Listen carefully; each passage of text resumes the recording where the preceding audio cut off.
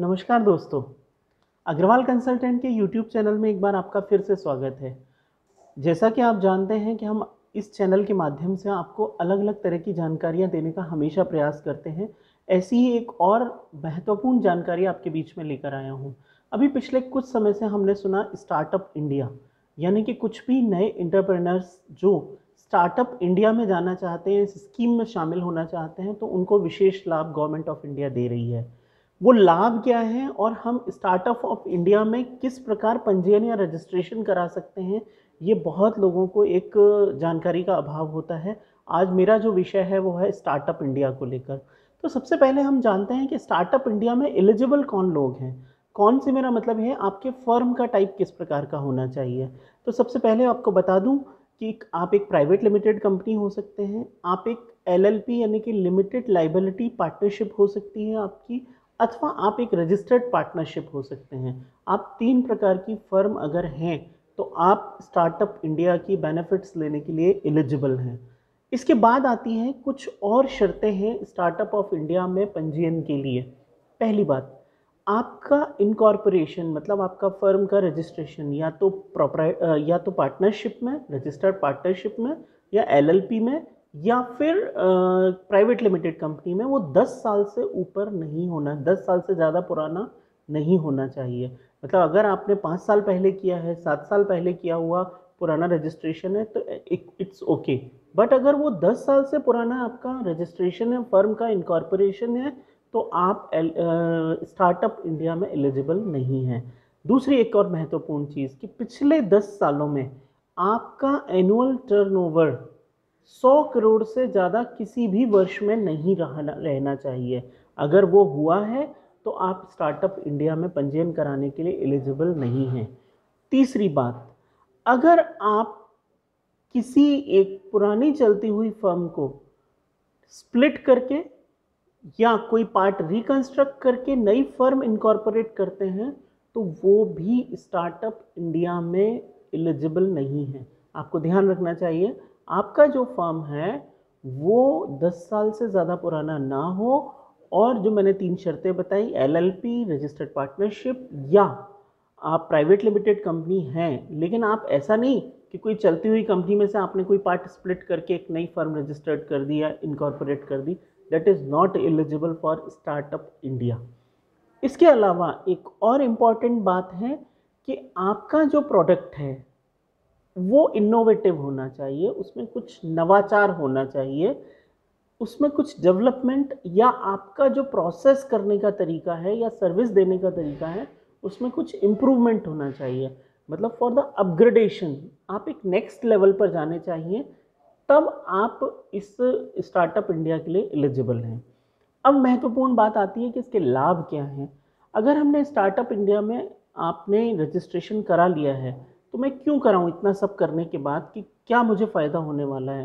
दोस्तों, सबसे पहला फ़ायदा कि आपको 9 लेबर लॉज यानी जो श्रम विभाग के 9 कानून हैं उनमें आपके डॉक्यूमेंट्स को केवल सेल्फ सर्टिफाइड करना है, आपको किसी की सर्टिफिकेशन की ज़रूरत नहीं है। बहुत बहुत महत्वपूर्ण है। दूसरी बात, इसी तरह एनवायरनमेंट के, पोल्यूशन के जो एक्ट्स हैं उनमें भी अपने डॉक्यूमेंट को आपको सेल्फ सर्टिफाइड करना है, आपको कोई अलग से सर्टिफिकेशन लेने की ज़रूरत नहीं है। दूसरी बात, दूसरा फ़ायदा, आपको 3 साल तक कोई इंस्पेक्शन नहीं कराना है अपने व्यवसाय या अपने यूनिट का या प्लांट का या अपने इस्टेब्लिशमेंट का। अन्यथा आपको डिफरेंट डिफरेंट डिपार्टमेंट से इंस्पेक्शन करा के वहाँ से सर्टिफिकेशंस लेने होते हैं, उसकी कोई आवश्यकता नहीं है। No inspection required. जब तक कि कोई गंभीर सूचना कुछ गलत होने की आपके बारे में नहीं है, तब तक आपको अगले 3 वर्ष तक इस्टेब्लिशमेंट से या स्टार्टअप इंडिया में रजिस्ट्रेशन कराने के बाद 3 साल तक आपको कोई इंस्पेक्शन की आवश्यकता नहीं है। तीसरी और इम्पॉर्टेंट बात, 3 साल तक इनकम टैक्स में एग्जेम्पशन यानी छूट। लेकिन ये जो क्लॉज है इसमें थोड़ा सा एक और शर्त शामिल होती है। वो शामिल होती है कि वही यूनिट्स जिनका इनकॉर्पोरेशन 1/4/2016 के बाद हुआ है वही इनकम टैक्स की छूट लेने में सक्षम होंगे अगले 3 साल के लिए। तो यहाँ पर एक और क्लॉज डाल दिया कि इनकम टैक्स का एग्जम्पशन केवल उन्हीं यूनिट्स को, उन्हीं स्टार्टअप्स को मिलेगा जिनका इनकॉर्पोरेशन 1/4/2016 के बाद का है। अब महत्वपूर्ण बात आती है कि और क्या बेनिफिट हो सकते हैं। और बेनिफिट ये हैं कि 80% पेटेंट फी एग्जम्प्टेड, मतलब अगर आप अपने प्रोडक्ट को पेटेंट कराना चाहते हैं तो 80% फीस में छूट मिल जाएगी। दूसरी एक और महत्वपूर्ण बात, अगर आप अपने ब्रांड को ट्रेडमार्क करना चाहते हैं, अपने प्रोडक्ट को ट्रेडमार्क करना चाहते हैं, नेम को ट्रेडमार्क कर, उस स्थिति में आपको आपके फीस का, ट्रेडमार्क फीस का 50% तक का रिबेट मिलेगा, 50% ही फीस लगेगी। एक और महत्वपूर्ण फ़ायदा, आपने सुना होगा पब्लिक प्रोक्योरमेंट पॉलिसी के बारे में, अर्थात जितने भी PSUs हैं या सरकारी उपक्रम हैं, उनमें जो भी सप्लाई होगी वो अक्सर टेंडर निकालते हैं। टेंडर ये निकालते हैं कि हम भाई जिससे माल खरीदेंगे या वही लोग टेंडर कर सकते हैं जिनका इतना टर्नओवर हो, इतना उनका अनुभव होना चाहिए, इतने साल का, इतना साल का पुराना इनकॉर्पोरेशन होना चाहिए। ये सब वो तभी वो कर पाएंगे टेंडर उन सरकारी खरीद में। लेकिन अगर आप स्टार्टअप में पंजीयन है, आपका रजिस्ट्रेशन है, तो आपको उस कैटेगरी में नहीं शामिल किया जाएगा, आप उसमें टेंडर कर सकते हैं। और दूसरी बात यह है कि अगर आपने स्टार्टअप इंडिया के साथ जेम पोर्टल पर भी रजिस्ट्रेशन करा रखा है, देन आपसे ही खरीदारी की जाएगी। आप उसमें अपने आप को टेंडर भी कर सकते हैं और अपने आप को प्रेजेंट भी कर सकते हैं गवर्नमेंट को या किसी भी सरकारी उपक्रम को माल सप्लाई करने के लिए, प्रोडक्ट सप्लाई करने के लिए। तो एक महत्वपूर्ण बात है और ये बिल्कुल मस्ट कर दिया गया है, ज़रूरी कर दिया गया है सरकारी उपक्रमों के लिए, सरकारी विभागों के लिए, कि वे जेम पोर्टल से ही अपना परचेसिंग करें या सामान खरीदें। startup.gov.in ये सिंपल साइट है जहां जाके आप अपना रजिस्ट्रेशन करा सकते हैं।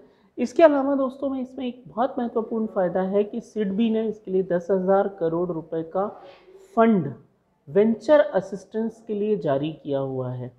आप सिडबी के थ्रू अथवा किसी कंसल्टेंट के थ्रू आप जा सकते हैं कि सिडबी से आप वेंचर असिस्टेंट लेना चाहते हैं, कुछ मदद लेना चाहते हैं फाइनेंशियल, तो वो आपको स्टार्टअप होने के नाते जल्दी से या आसानी से मिल जाती है।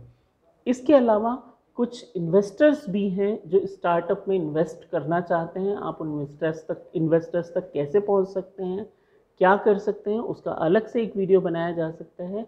लेकिन महत्वपूर्ण बात यह है कि हर प्रकार से अगर आप स्टार्टअप हैं तो आपको मल्टी डायमेंशनल यानी कई दिशाओं से एक साथ फ़ायदे मिलते हैं, क्योंकि सरकार यह सोचती है कि हम अगर देश में MSMEs को या स्टार्टअप्स को बढ़ावा देते हैं तो निश्चित है देश की अर्थव्यवस्था को एक बड़ा आधार मिलता है। दोस्तों, स्टार्टअप के बारे में मैंने आपको ये महत्वपूर्ण जानकारी आज प्रदान की है। Thank you so much. लेकिन इस प्रकार की जानकारियों को कंटिन्यू करने के लिए आप हमारे चैनल को सब्सक्राइब करें, लाइक करें, बेल आइकन को दबाएं। बहुत बहुत धन्यवाद। नमस्कार।